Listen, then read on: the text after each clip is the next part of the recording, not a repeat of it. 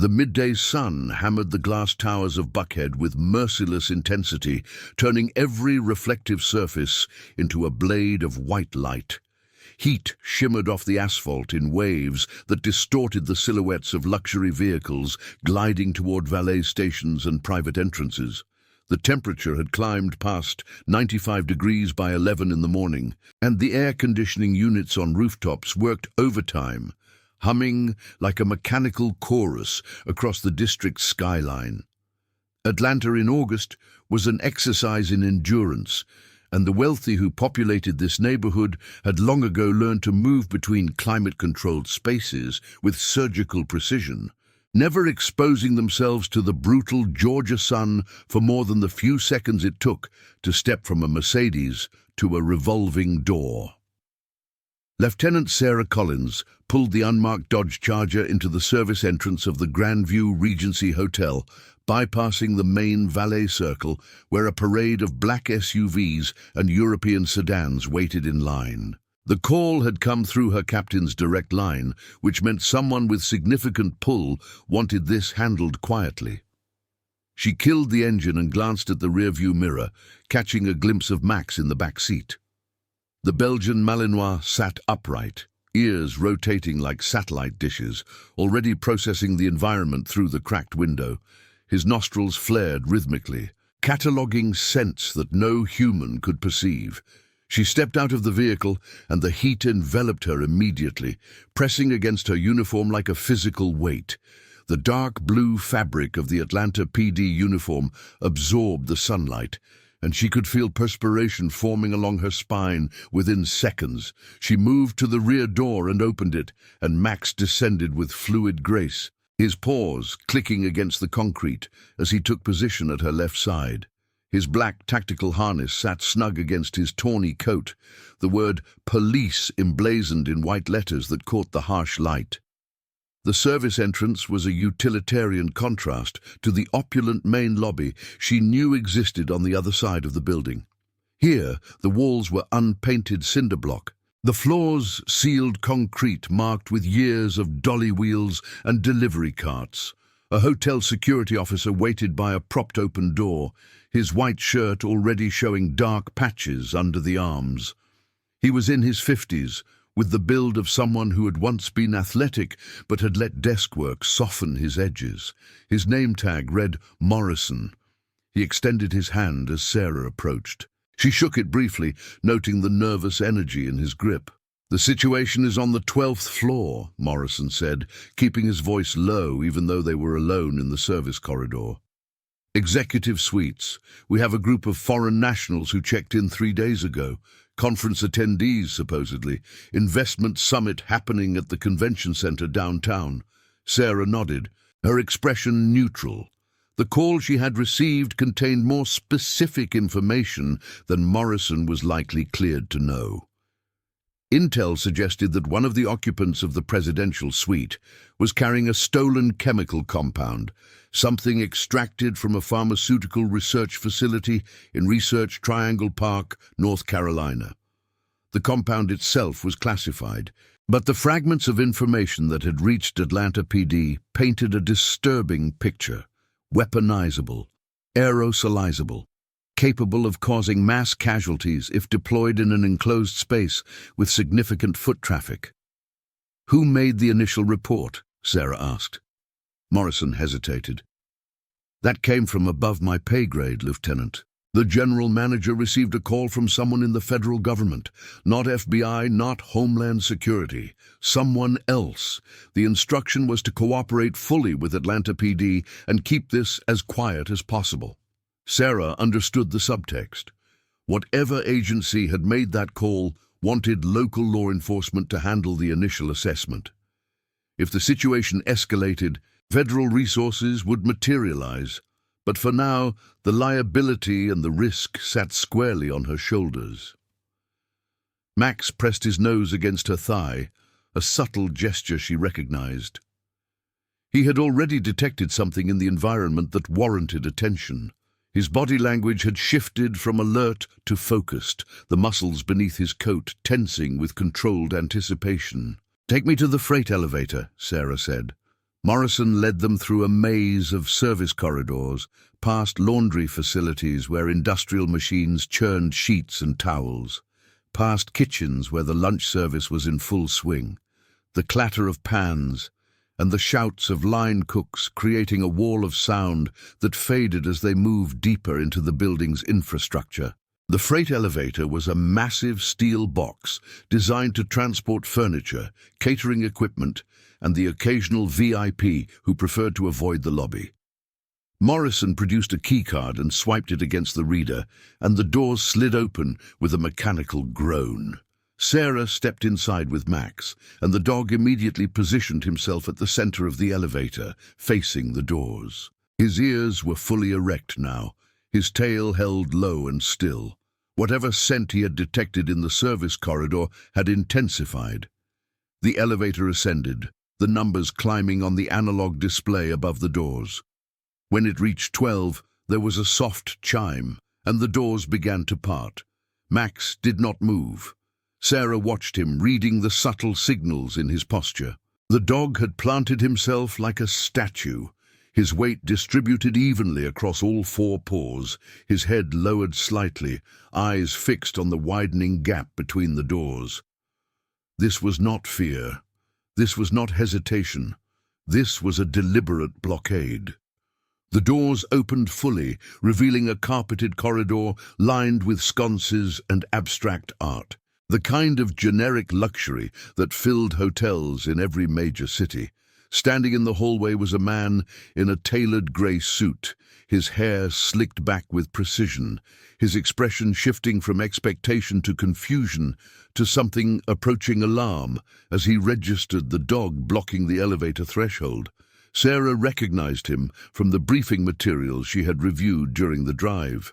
Gerald Whitmore, General Manager of the Grandview Regency, a career hospitality executive who had worked his way up through properties in Dubai, Singapore, and London before landing this position. His reputation was built on discretion, on making problems disappear before they could inconvenience the guests who paid 4 figures a night for the privilege of sleeping in his hotel. Whitmore took a step back. The movement was instinctive, a primal response to the presence of a predator. Max had not growled, had not bared his teeth, had not made any overtly threatening gesture. But the energy radiating from the dog was unmistakable. He was a barrier, and Whitmore understood on some cellular level that attempting to breach that barrier would be a mistake. "Lieutenant Collins," Whitmore said, his voice carefully modulated despite the tension visible in his jaw, "we were expecting you through the main elevator bank." "Change of plans," Sarah replied. She kept her eyes on Max, waiting for the signal that would tell her whether to proceed or hold position. The dog remained motionless, a living sculpture of focus and intent. "Is there a problem?" Whitmore asked. Sarah stepped forward, placing her hand on Max's harness. She felt the vibration running through his body, a low-frequency tremor that told her everything she needed to know. He had detected something on this floor, something that demanded investigation. "Which suite are the conference attendees occupying?" she asked. Whitmore pointed down the corridor to the left. "The presidential suite. End of the hall. They have the entire wing to themselves." Sarah gave Max a slight tug on the harness, and the dog finally moved, stepping out of the elevator with deliberate precision. His nose swept the air in front of him, processing the invisible data that filled the corridor. The scent of cleaning products, of fresh flowers arranged in crystal vases, of expensive cologne, and the faint residue of cigar smoke that clung to the walls despite the hotel's non-smoking policy. And beneath all of that, something else, something that made his hackles rise and his pace slow to a cautious stalk. Whitmore walked beside Sarah, maintaining a careful distance from Max. The dog's presence clearly unsettled him, and he kept glancing down at the animal as though expecting it to lunge at any moment. "Lieutenant, I need to stress the sensitivity of this situation," Whitmore said, his words coming faster now, the veneer of professional calm beginning to crack. These guests are associated with a sovereign wealth fund, billions of dollars in potential investment for the city. The mayor's office is personally invested in their experience here. Sarah did not respond. She had heard variations of this speech throughout her career. The powerful always believed their status should serve as a shield against investigation.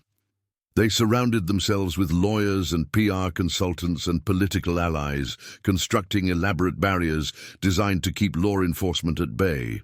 But Sarah had learned long ago that money and influence did not change the fundamental calculus of criminal investigation. Evidence was evidence. And right now, Max was telling her that evidence existed somewhere on this floor. They reached the double doors of the presidential suite. The doors were solid mahogany, polished to a mirror shine, with brass handles shaped like stylized lions. A small camera was mounted above the doorframe, its lens pointed directly at the spot where visitors would stand. Sarah turned to Whitmore. "I need you to return to the lobby. Keep the staff away from this floor. No housekeeping, no room service, no maintenance. If anyone asks, there is a plumbing issue being addressed." Whitmore opened his mouth to protest, but something in Sarah's expression stopped him. He nodded once, a curt gesture of reluctant compliance, and retreated toward the elevator. Sarah watched him go, waiting until the elevator doors closed behind him before turning her attention back to the suite. Max had positioned himself beside the doors, his nose pressed against the narrow gap where the two panels met. His breathing had become shallow and rapid, a sure sign that he had locked onto a specific scent. Sarah reached for her radio and keyed the channel that connected her to dispatch. "Unit 7-4. I am at the Grandview Regency, 12th floor, presidential suite. Requesting backup, code 2, no sirens." The radio crackled. "Copy 7-4. Backup en route, ETA 8 minutes. 8 minutes. In tactical terms, an eternity. Sarah weighed her options. She could wait for backup, maintaining position at the door and ensuring no one entered or exited. Standard protocol for a situation with unknown variables. But Max's behavior suggested that time was a factor. Whatever he had detected, it was present in that suite right now. And if the intelligence reports were accurate, if there really was a chemical compound capable of mass casualties behind those doors, then every minute of delay increased the risk of deployment. She knocked on the door. 3 sharp raps, the universal announcement of authority. For several seconds, nothing happened. Then she heard footsteps approaching, the soft pad of expensive shoes on thick carpet. A shadow passed over the peephole, and she knew she was being observed. "Atlanta Police Department," Sarah announced. "I need to speak with the occupants of this suite." More silence. Then the sound of locks disengaging, a chain sliding free, and the door opened a few inches. A face appeared in the gap. Male, late 40s, Mediterranean features, with dark eyes that assessed Sarah with cold intelligence. He wore a cream-colored linen shirt, open at the collar, revealing a gold chain nestled against tanned skin. "How may I assist you, officer?" he asked. His accent was refined, suggesting extensive education in English-speaking institutions. But the underlying cadence was distinctly foreign. Greek, Sarah guessed, or possibly Turkish. "Lieutenant," Sarah corrected. "I am responding to a report of suspicious activity on this floor. I need to conduct a brief inspection of the premises." The man smiled, a thin expression that did not reach his eyes. "I am afraid that will not be possible. We are engaged in confidential business discussions. I am certain you understand." Max growled. The sound was low, almost subsonic, but it carried through the narrow opening like a physical force. The man's smile faltered, his gaze dropping to the dog before returning to Sarah. "Sir, I am conducting an official investigation. You can cooperate voluntarily, or I can obtain a warrant and return with additional officers. Your choice." The man studied her for a long moment, calculating. Sarah could see the gears turning behind his eyes, weighing the consequences of each option. Then he stepped back, pulling the door open wider. "Please," he said, gesturing toward the interior, "we have nothing to hide." Sarah entered the suite with Max at her side. The space was enormous, a sprawling combination of living areas, dining spaces, and private bedrooms that occupied what would normally be an entire floor of a residential building. Floor-to-ceiling windows offered a panoramic view of the Buckhead skyline, the glass so clean it seemed to disappear, creating the illusion that the room extended directly into the open air. The furniture was modern and minimalist, all clean lines and neutral colors, the kind of design that cost a fortune precisely because it appeared so simple. 3 other men were present in the main living area.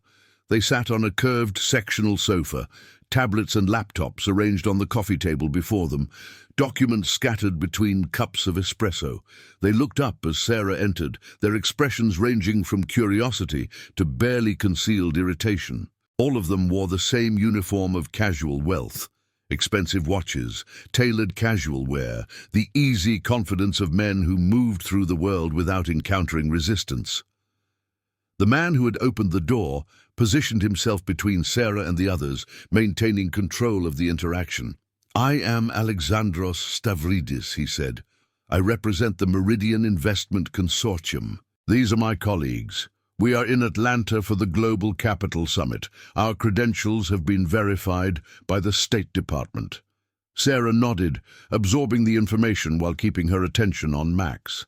The dog had begun moving through the room, his nose sweeping across surfaces, pausing at certain objects before moving on. He circled the coffee table, investigated the base of a floor lamp, and then fixed his attention on a closed door at the far end of the suite. "What is behind that door?" Sarah asked. Stavridis followed her gaze. "That is the bedroom of one of my associates. He is resting after a long flight. I need to see inside that room."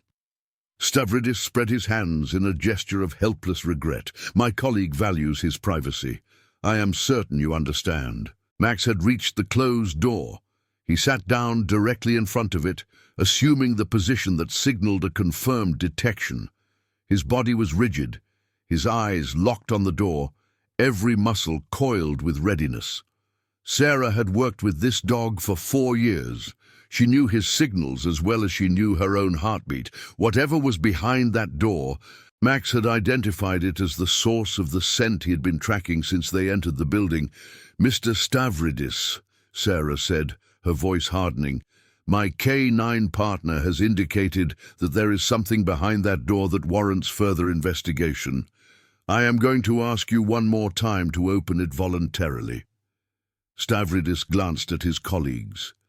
Something passed between them, a silent communication that Sarah could not decode. Then one of the men on the sofa reached for his phone. "I am calling our attorney," he said. "This is an unwarranted intrusion." Sarah ignored him. She moved toward the closed door, Max rising to walk beside her. Stavridis stepped into her path, his expression shifting from diplomatic calm to something harder. "Lieutenant, I must insist that you wait. We have diplomatic considerations that you may not be aware of." Sarah stopped, studying his face. "Are you claiming diplomatic immunity, Mr. Stavridis?" He hesitated. The question had exposed a gap in whatever strategy he had been constructing. "I am suggesting that any action you take here could have consequences that extend beyond your jurisdiction." "I understand," Sarah said. "And I am telling you that I have reasonable suspicion to believe that a crime is being committed in this suite. You can either open that door, or I will open it myself. And if I find that you have been obstructing justice, the consequences will extend quite far indeed." The standoff held for several seconds. Sarah could hear the blood pounding in her ears, could feel the adrenaline sharpening her senses to a razor edge. Behind her, one of the men on the sofa was speaking rapidly into his phone, but she tuned him out, keeping her focus on Stavridis. Then the door opened from the inside. A 5th man emerged, and Sarah immediately recognized him from the intelligence briefing she had received. Victor Dragan, a Romanian national with ties to Eastern European organized crime networks. His official profession was listed as import-export consultant, a title so vague that it practically announced criminal activity. He was younger than the others, perhaps mid-30s, with a shaved head and a physique that suggested regular gym sessions and possible steroid use. He wore a black t-shirt stretched tight across his chest and dark jeans, a stark contrast to the business casual of his companions. Max's reaction was immediate. The dog surged forward, straining against Sarah's grip on his harness, a growl building in his throat that raised the hairs on the back of her neck. Sarah held him back, but the message was clear. Whatever Dragan was carrying, Max had confirmed it. "This is ridiculous," Dragan said, his voice carrying the flat affect of someone accustomed to confrontation. "I was sleeping. What is the meaning of this intrusion?" "Sir, please step away from the door and keep your hands visible," Sarah said. She released Max's harness, giving the dog freedom to approach. Max circled Dragan, his nose working the air around the man's body. The dog paused at Dragan's left hip, sat down, and stared up at Sarah with an intensity that communicated absolute certainty. "Sir, please remove the item from your left pocket," Sarah instructed. Dragan's eyes flickered. The movement was subtle, lasting less than a second, but Sarah caught it. He was calculating whether to run, whether to fight, whether to bluff his way through. She could see the possibilities cycling through his mind. "I do not know what you are talking about," he said. Max barked once, a single sharp sound that echoed through the suite like a gunshot. The men on the sofa flinched. Stavridis took a step back. Sarah drew her service weapon, keeping it pointed at the floor, but ready. "Sir, I'm not going to ask again. Remove the item from your pocket and place it on the ground." The room had become a tableau of frozen tension. No one moved, no one spoke. The only sounds were Max's heavy breathing and the distant hum of the air conditioning. Sarah could feel the weight of the moment pressing down on her, the knowledge that the next few seconds would determine whether this situation resolved peacefully or exploded into violence. Then Dragan smiled. "You have made a very serious mistake, Lieutenant," he said. His hand moved toward his pocket, and Sarah's finger tightened on the trigger. Slowly, Sarah warned, very slowly. Dragan reached into his pocket with exaggerated care and withdrew a small metal cylinder, no larger than a lipstick tube. It was silver, with a black cap at one end and what appeared to be a pressure release valve at the other. He held it between his thumb and forefinger, displaying it to Sarah like a magician revealing a trick. "Do you know what this is?" he asked. Sarah kept her weapon trained on him. "Put it down, now." Dragan lowered himself into a crouch, placing the cylinder on the carpet. Then he straightened, raising his hands to shoulder height, his smile never wavering. Max moved forward, sniffing the cylinder without touching it. The dog's body language confirmed what Sarah had suspected. This was the source. This was what he had been tracking since they entered the hotel. Sarah keyed her radio. 7-4 to dispatch. "I have a suspicious device at my location. Request hazmat and bomb disposal priority 1. Lock down the building. No one in or out." The radio crackled with acknowledgement, and Sarah could hear the shift in the dispatcher's voice as the situation escalated. Around her, the men in the suite were exchanging glances, their earlier confidence eroding as the reality of their situation became clear. Stavridis stepped forward. "Lieutenant, surely we can discuss this rationally. That device is simply a medical inhaler. My colleague has respiratory issues." Sarah did not take her eyes off Dragan, a medical inhaler that my K-9 partner, trained to detect chemical and biological agents, identified as a threat. "I am sure your explanation will satisfy the federal investigators who will be arriving shortly." The word federal landed like a physical blow. Stavridis paled, and Sarah saw him reach for his phone before apparently thinking better of it. "I want everyone in this suite to move to the far side of the room," Sarah instructed. "Hands visible at all times. Anyone who reaches for a weapon or attempts to leave will be treated as a hostile threat." The men complied, shuffling toward the windows with the reluctant obedience of those who recognized that their options had evaporated. Sarah maintained her position near the cylinder, Max stationed beside her like a sentinel. Minutes passed, the silence broken only by the soft whir of the elevator in the distance and the occasional muffled announcement from the hotel's PA system as the lockdown protocols took effect. Then the suite door burst open, and the first wave of backup arrived.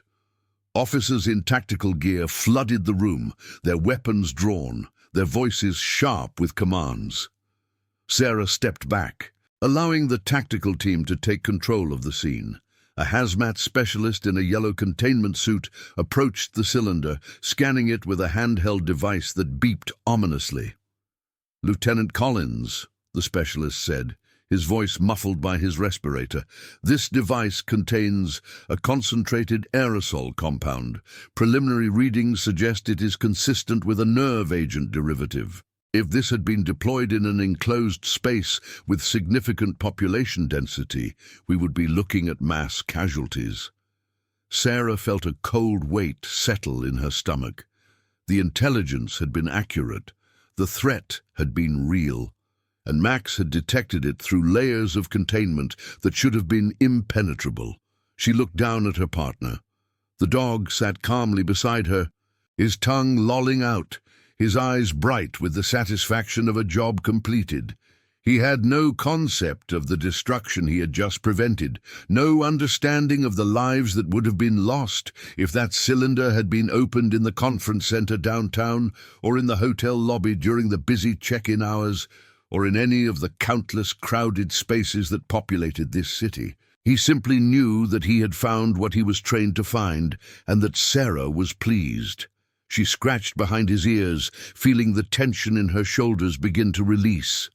"Good boy," she murmured. "Good boy." The tactical team was securing the suspects, binding their hands with zip ties, and reading them their rights in the flat, emotionless tone that officers adopted when processing high-value arrests.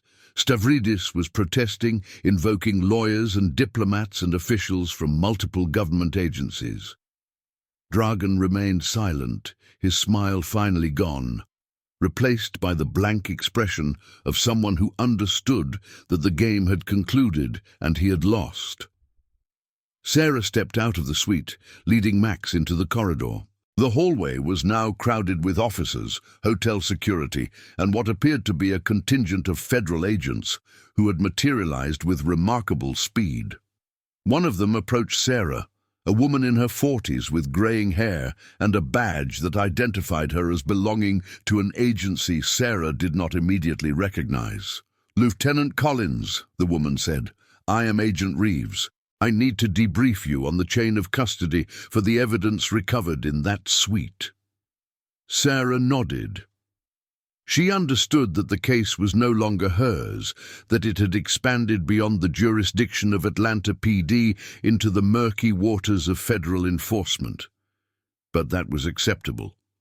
Her job had been to identify and neutralize the immediate threat.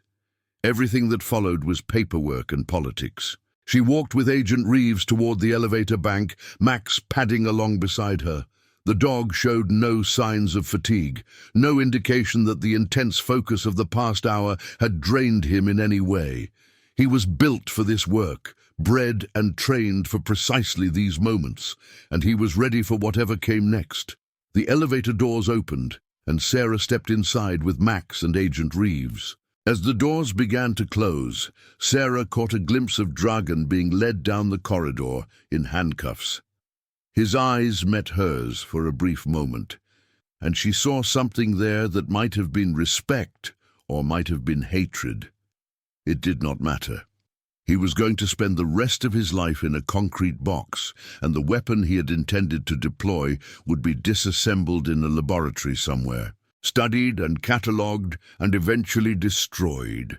The elevator descended, and Sarah allowed herself a moment of quiet satisfaction. This was why she did the job. Not for the recognition, not for the advancement, not for any of the external rewards that motivated some of her colleagues. She did it for moments like this, when the line between catastrophe and safety was measured in seconds, and she found herself on the right side of that line. The elevator reached the lobby, and the doors opened onto a scene of controlled chaos. Officers were evacuating guests.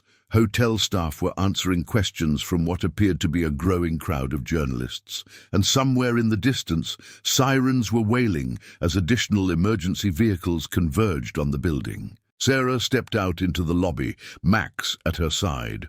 The marble floors reflected the harsh fluorescent lighting, creating a disorienting effect that made the space feel larger than it was. She spotted Captain Morrison near the main entrance, deep in conversation with a cluster of officials in suits. He noticed her approach and broke away from the group. "Collins," he said, his voice carrying a mixture of relief and admiration. "I just got a preliminary briefing from the feds. You prevented a potential terrorist attack. That compound could have killed hundreds." "Max found it," Sarah replied. "I just followed his lead." Morrison looked down at the dog, shaking his head slowly. "Hell of a partner you have there." Sarah smiled, her hand resting on Max's head. The dog leaned into her touch, his tail wagging gently. "Yes," she said, "he is." The afternoon stretched into evening as Sarah provided statements, reviewed evidence logs, and answered questions from an ever-expanding roster of investigators. The Grandview Regency had been transformed into a crime scene, its corridors marked with yellow tape, its suites photographed and catalogued by forensic technicians. The guests who had been evacuated were provided accommodations at nearby hotels, their complaints about interrupted vacations and missed meetings creating a steady hum of background noise that Sarah learned to ignore. At some point during the chaos, she found herself in a makeshift command center that had been established in the hotel's conference room. Agent Reeves was there, along with representatives from the FBI, Homeland Security, and several agencies whose names were never mentioned.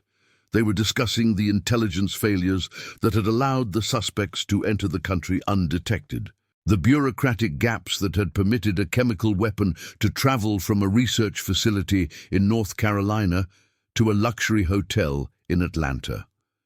Sarah listened, absorbing the information without comment. This was not her arena.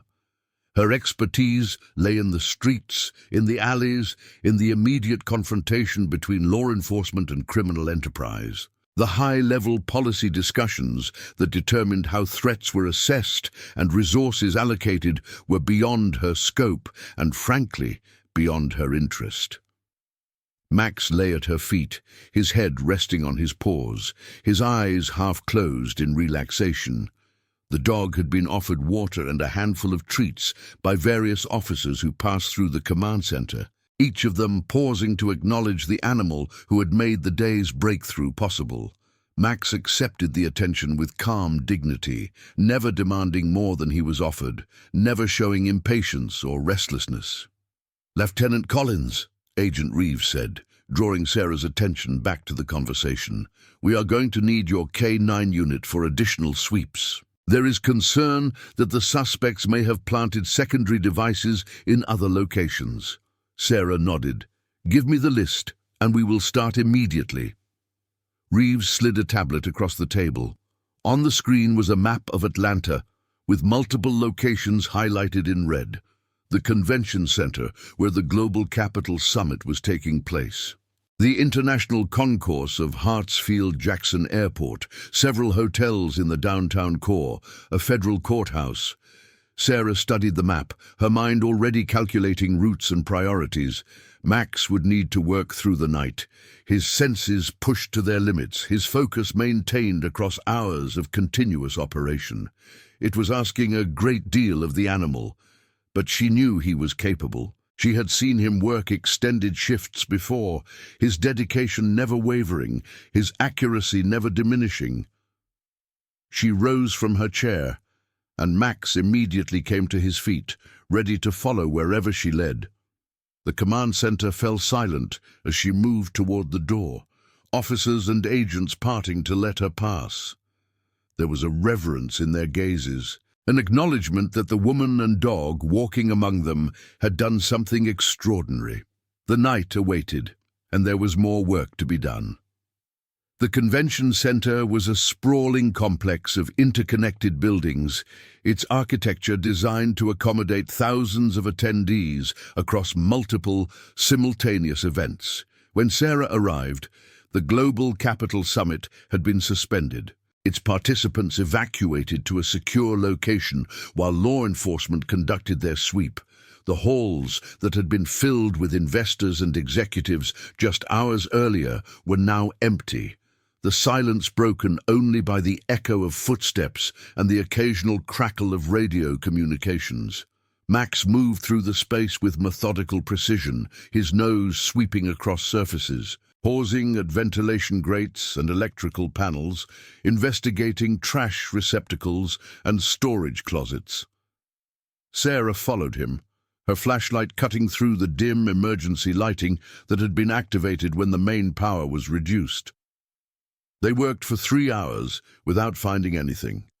Max indicated interest at several locations, sitting to signal detection, but each time the follow-up investigation revealed legitimate explanations: cleaning chemicals stored in a maintenance closet, fertilizer residue tracked in from the landscaping outside, the remnants of a science exhibition that had been held in one of the convention halls the previous week. Sarah documented each finding, radioing the information to the command center so that the false positives could be catalogued and analyzed. The process was tedious, but essential. Every indication needed to be investigated. Every potential threat needed to be ruled out. The stakes were too high for shortcuts. By midnight, the convention center had been cleared. Sarah led Max to the parking garage where their vehicle waited, allowing the dog a few minutes to stretch and relieve himself before they moved to the next location. The night air was cooler now, a slight breeze carrying the scent of exhaust and distant rain. Max explored the perimeter of the parking structure, his nose twitching with interest at the various smells that accumulated in such spaces. Sarah leaned against the hood of the Charger, allowing herself a moment of rest. Her body ached from the hours of walking, her eyes burned from the strain of maintaining focus in low-light conditions, and her mind felt sluggish from the cognitive load of processing continuous streams of information. But she could not stop. Not yet. Not while there was still work to be done. Her phone buzzed with a text from Agent Reeves. Airport sweep postponed until morning. Federal agents, taking over overnight, returned to command center for reassignment. Sarah exhaled slowly, feeling some of the tension drain from her shoulders. The airport had been the largest location on the list, and the prospect of conducting a sweep there in her current state had been daunting. The federal takeover meant that she and Max could get a few hours of rest before resuming operations. She opened the rear door of the Charger, and Max hopped in, settling into his customary position on the back seat. Sarah slid behind the wheel and started the engine, guiding the vehicle out of the parking structure and onto the empty streets of downtown Atlanta. The city was quiet at this hour, the usual traffic reduced to a trickle of taxis and late-night delivery trucks. Sarah drove without thinking, her muscle memory navigating the familiar routes while her conscious mind drifted. She thought about Dragan, about the flat certainty in his eyes when he had held up that silver cylinder. He had been prepared to kill hundreds of people, perhaps thousands. And for what? Money, political influence, ideological conviction. The motives of terrorists and criminals were often incomprehensible to those who lived within the boundaries of normal society. She thought about Max, about the years they had spent together, the cases they had closed, the lives they had saved. The bond between Handler and K-9 was difficult to explain to outsiders. It was not quite the relationship between owner and pet, not quite the partnership between human colleagues. It was something unique, a connection forged through training and trust, through countless hours of shared experience and mutual dependence. Max had saved her life on more than one occasion, and she liked to think that she had returned the favor, though the calculus of such things was impossible to determine with precision. What she knew for certain was that she would walk into any danger with that dog at her side, and that he would follow her without hesitation. The command center was quieter when she returned. Many of the officers and agents who had crowded the space earlier had dispersed to their respective assignments, leaving only a skeleton crew to monitor communications and coordinate the ongoing investigation. Agent Reeves was still present, her eyes showing the fatigue that Sarah felt in her own bones. "The airport sweep is being handled by federal resources," Reeves confirmed. "You and your partner should stand down until 0600. There is a room prepared for you upstairs." Sarah nodded her gratitude. She led Max to the elevator and rode to the 4th floor, where a standard hotel room had been set aside for her use. The space was generic but comfortable, with a king-sized bed that looked impossibly inviting after the hours she had spent on her feet. She filled a bowl with water from the bathroom sink and set it down for Max, who lapped at it eagerly. Then she removed her utility belt and service weapon, placing them on the nightstand within easy reach. Force of habit. Even in moments of rest, she maintained readiness for rapid response. Max hopped onto the bed, circling twice before settling into a comfortable position. Sarah sat beside him, running her hand along his back, feeling the warmth of his body against her palm. "Long day," she murmured. Max's tail thumped against the mattress in response. She lay back, still in her uniform, too exhausted to change. The ceiling above her was blank white, unremarkable, but she stared at it as though it contained answers to questions she had not yet formulated. The adrenaline that had sustained her through the crisis was fading, replaced by a bone-deep weariness that made her limbs feel heavy. Sleep came faster than she expected, pulling her down into a darkness that was dreamless and complete.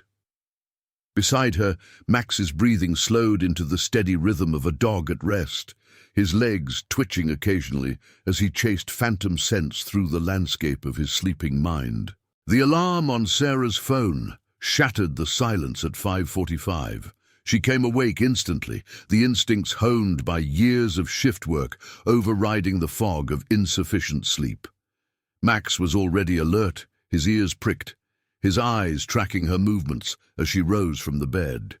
She splashed cold water on her face, ran her fingers through her hair to restore some semblance of order, and checked her weapon before holstering it. Max stretched, a long, luxurious extension that seemed to reset his entire body, and then jumped down from the bed to take his position at her side. They descended to the lobby, where the first light of dawn was beginning to filter through the windows. The command center had been reactivated, fresh officers and agents taking over from the night shift. Coffee was being poured, briefings were being conducted, and the methodical work of investigation continued. Agent Reeves appeared with a fresh tablet, her demeanor businesslike despite the exhaustion that still lingered in her features. "The federal team completed the airport sweep," she reported. "No devices found. We are now focusing on the intelligence side of the operation. The suspects are being interrogated, but Dragon is not talking." Sarah accepted a cup of coffee from a passing officer, wrapping her hands around the warm ceramic. "What about Stavridis?" Reeves shook her head, claiming diplomatic immunity. "His government is stonewalling our inquiries. It is going to take months to untangle the legal issues. And the compound itself? Being analyzed at Quantico." Preliminary assessments confirm that it was a nerve agent variant, something derived from existing chemical weapons but modified to evade standard detection methods. If Max had not identified it, we might never have known it was there until it was too late.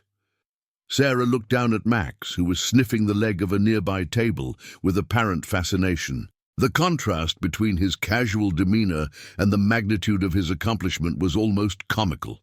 To him, it had been just another day's work, another opportunity to exercise the skills that had been bred and trained into him since puppyhood. "What happens now?" Sarah asked. Reeves sighed.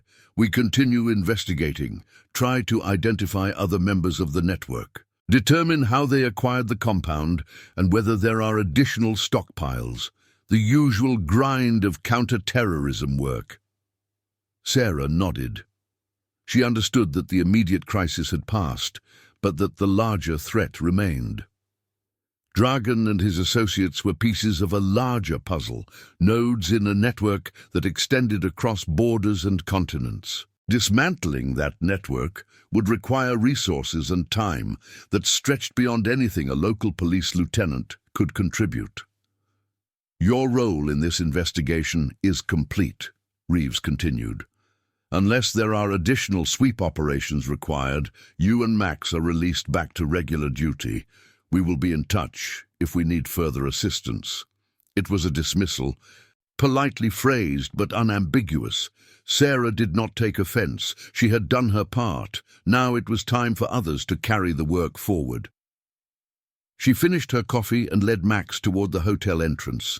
The lobby was beginning to fill with guests who had been permitted to return following the clearance of the building, their suitcases rolling across the marble floors, their voices creating a rising murmur that gradually erased the tense silence of the night.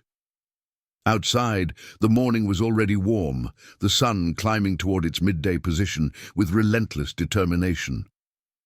Sarah retrieved the charger from the valet and loaded Max into the back seat. The city was waking around them, traffic building on the expressways, pedestrians emerging from apartment buildings and coffee shops, the machinery of urban life resuming its eternal cycle. She drove without destination, letting the motion of the vehicle soothe her thoughts. The events of the previous day felt distant already, like something that had happened to someone else. The memory of Dragan's smile, the silver glint of the cylinder, the moment when Max had blocked the elevator doors. These images were beginning to fade, displaced by the immediate concerns of the present. Her radio crackled. "Dispatch to Unit 7-4. Sarah keyed the response. 7-4, go ahead. We have a report of suspicious activity at a warehouse complex in the industrial district. Requesting K-9 unit for assessment. Copy, dispatch, en route." She glanced at the rearview mirror, catching Max's reflection. The dog was sitting upright, his head tilted in that characteristic pose of attention, ready for whatever came next. Sarah smiled and pressed the accelerator. The warehouse complex was a sprawling collection of aging structures on the southern edge of the city, where the gleaming towers of downtown gave way to the functional architecture of commerce and industry. Tractor-trailers lined the loading docks, their engines idling as workers moved crates and pallets with forklifts and hand trucks. The air smelled of diesel exhaust and machine oil. Sarah pulled the charger to a stop near a cluster of patrol vehicles already on scene.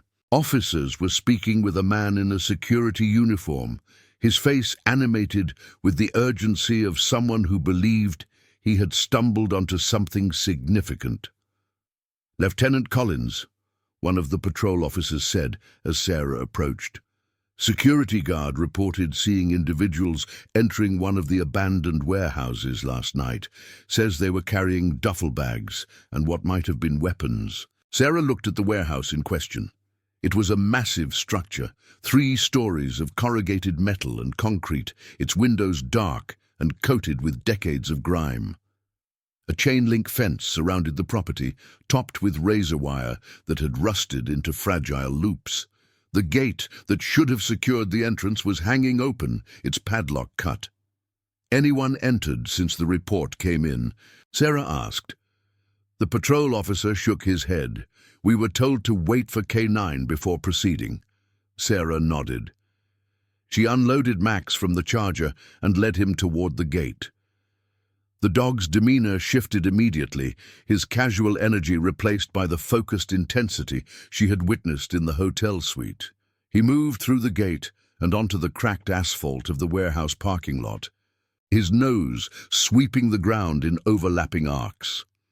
The warehouse door hung partially open, a sliver of darkness visible beyond. Sarah drew her weapon and advanced slowly, Max pacing beside her. She pushed the door wider with her foot, revealing an interior that was barely illuminated by the thin shafts of light penetrating the grimy windows. The space was vast, filled with abandoned machinery and scattered debris. Rusted conveyor belts stretched into the shadows, their motors silent and corroded. Stacks of pallets rose toward the distant ceiling, creating a labyrinth of narrow passages that could conceal any number of threats. Max moved forward without hesitation, his claws clicking against the concrete floor. Sarah followed, her weapon raised, her senses straining to detect any movement or sound that would indicate the presence of hostiles. They worked through the warehouse methodically, room by room, corridor by corridor. Max indicated at several locations, sitting to signal detection, and Sarah marked each spot with a small flag from her tactical kit. The scents he was identifying were consistent with narcotics, most likely remnants from previous operations that had used this location as a distribution point. Then they reached the rear of the structure, where a metal staircase led to the upper floors. Max paused at the bottom of the stairs, his body stiffening, a low growl building in his throat. Sarah keyed her radio. 7-4 to units on scene. I have possible contact at the rear of the structure. Second floor, request backup at my position. The radio crackled with acknowledgement, and Sarah heard the sounds of officers moving through the building behind her. She waited until she could see their flashlight beams cutting through the darkness, and then she began to ascend. The stairs groaned under her weight, decades of neglect having weakened the bolts that secured them to the wall. She tested each step before committing her full weight, Max following with the sure-footed confidence of an animal accustomed to difficult terrain. The second floor was a maze of offices and storage rooms, their doors hanging open to reveal empty spaces filled with overturned furniture and scattered paperwork. Sarah moved through them, one by one, Max leading the way, his nose guiding them toward the source of the scent he had detected. They found them in the last office, a corner room with windows that overlooked the loading docks below. 3 men, huddled in sleeping bags, surrounded by the detritus of desperate lives. Fast food wrappers, empty bottles, a small propane stove that still held the faint warmth of recent use. The men came awake as Sarah's flashlight fell upon them, their eyes wide with fear and confusion. They were homeless, she realized immediately. Not the armed intruders that the security guard had imagined, but simply individuals who had found a temporary shelter from the elements. She lowered her weapon. "Atlanta Police," she announced. "You are not in any trouble, but you cannot stay here. This building is not safe." The men scrambled to their feet, gathering their meager possessions with the practiced efficiency of those accustomed to sudden displacement. Sarah watched them with a mixture of sympathy and frustration. The call that had brought her here had been based on misunderstanding, on assumptions shaped by fear and prejudice. These men were not criminals. They were victims of circumstances that extended far beyond the scope of any police investigation. She led them out of the building, Max walking calmly beside the group. The patrol officers waiting outside took charge of the situation, offering the men referrals to shelters and social services. Sarah watched until they had departed, and then she returned to the charger. The morning had passed in a blur of activity that ultimately amounted to nothing. No crimes had been committed, no threats had been neutralized. It was the nature of the work, she reminded herself. Not every call led to dramatic confrontation. Most of them ended quietly, without resolution, without the satisfaction of concrete achievement. But yesterday had been different. Yesterday, she had prevented a disaster, and that memory would sustain her through the quieter days that followed. She drove back toward the precinct, Max dozing in the back seat, his body finally surrendering to the exhaustion that adrenaline had kept at bay. The streets of Atlanta flowed past the windows, a river of humanity and commerce that never stopped moving. This was her city. These were her people. And she would protect them, one call at a time, one day at a time, for as long as she was able. The precinct was a utilitarian structure on the edge of downtown, its architecture a relic of the 1970s, all brown brick and narrow windows. Sarah parked in her designated spot and led Max through the back entrance, nodding to the desk sergeant who buzzed them through the security door.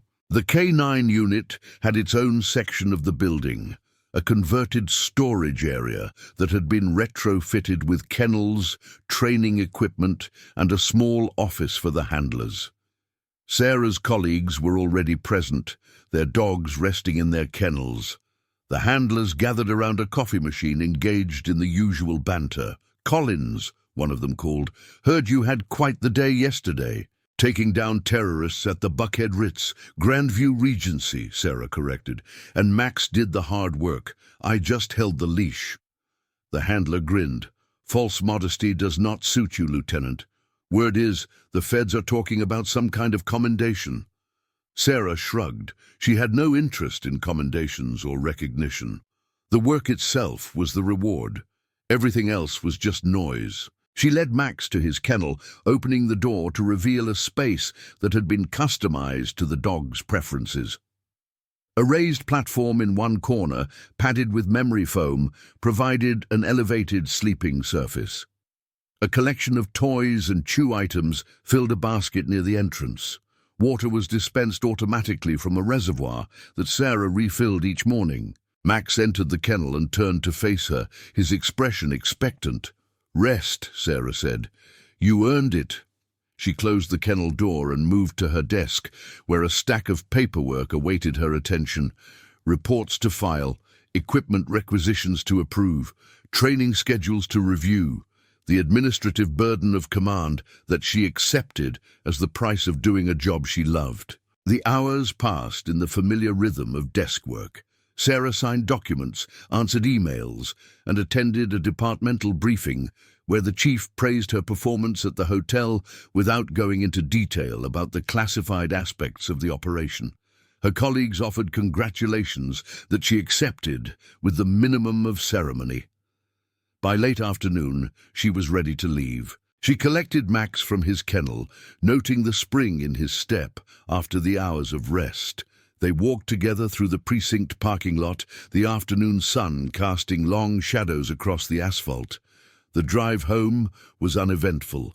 Sarah lived in a modest house in a quiet neighborhood, the kind of place where neighbors waved from their front porches and children played in the streets until the dinner bell called them inside.